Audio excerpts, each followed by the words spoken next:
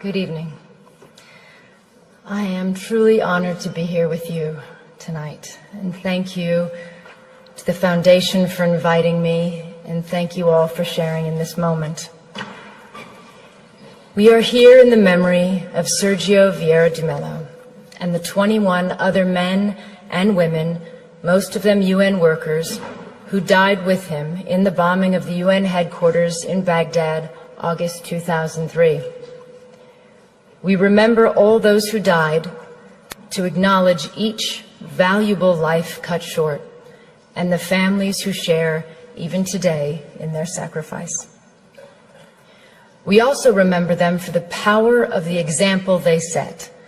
Brave individuals from 11 different countries working to help the Iraqi people at the direction of the United Nations Security Council and on behalf of all of us. This is sometimes forgotten, that in serving under the UN flag, they died in our names, as our representatives. And at their head, Sergio was a man of extraordinary grace and ability, as many who knew him will testify. A man who gave 30 years to the United Nations, rising from a field officer to High Commissioner for Human Rights and Special Representative to Iraq. From Bangladesh to Bosnia to South Sudan to East Timor, he spent the majority of his career in the field, working alongside people forced from their homes by war and assisting them with his skill as a diplomat and a negotiator. Perhaps the greatest testament to his contribution is how much his advice would be valued today.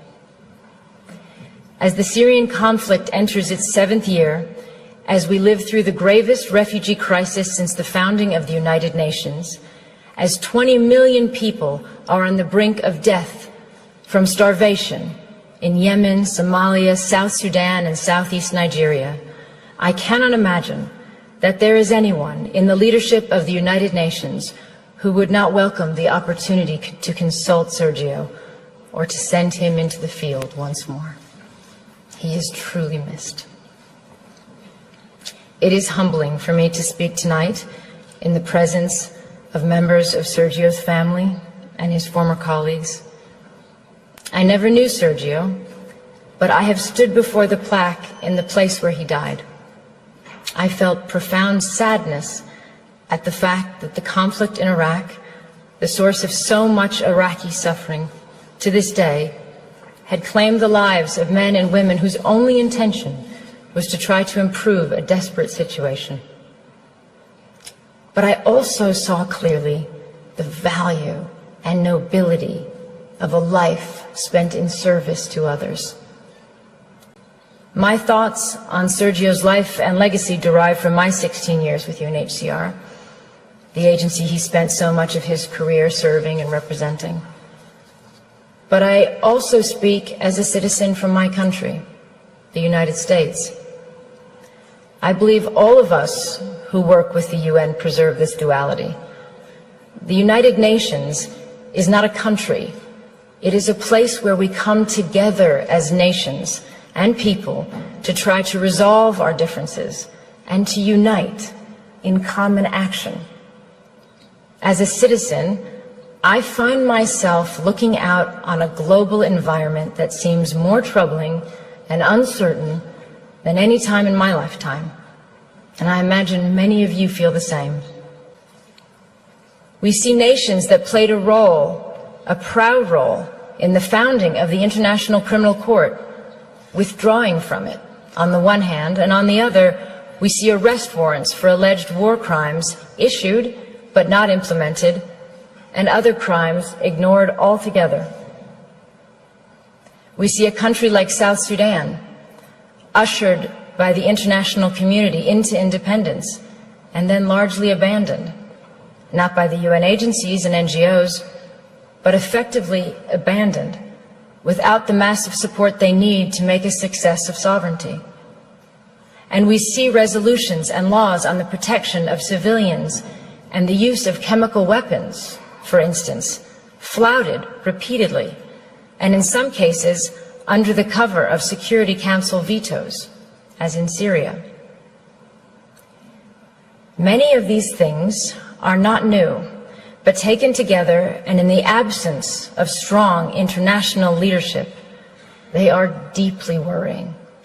This is not a clash between idealism and realism. It is the recognition that there is no shortcut to peace and security, no substitute for the long, painstaking effort to end conflicts, expand human rights, and strengthen the rule of law. We have to challenge the idea that the strongest leaders are those willing to dismiss human rights on the grounds of national interests. The strongest leaders are those who are capable of doing both.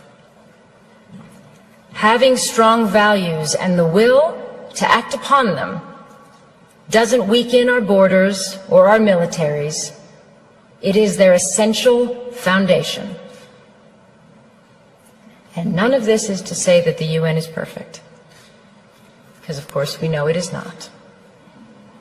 I have never met a field officer who has not railed against the shortcomings, as I imagine Sergio did in his darkest moments. And he, like all of us, wanted a UN that was more decisive, less bureaucratic, and that lived up to its standards. But he never said it was pointless. And he never threw in the towel. The UN is an imperfect organization because we are imperfect. It is not separate from us. So today we have to ask ourselves if we are living up to that mission. They gave us the start. What have we done with it? It is clear to me that we've made huge strides, but our agreements and institutions are only as strong as our will to uphold them. If we do not, for whatever reason, we bequeath a darker, more unstable world to all of those who come after us. It is not for this that previous generations shed blood and worked so hard on behalf of all of us. The memory of those who came before us holds us true to our ideals, resting unchanged in time. They remind us who we are and what we stand for. They give us hope to stay in the fight, as Sergio did until his last breath. 14 years since his death, there is a stronger need than ever before for us to stay true to the ideals and purposes of the United Nations. That is what I hope his memory holds for us today.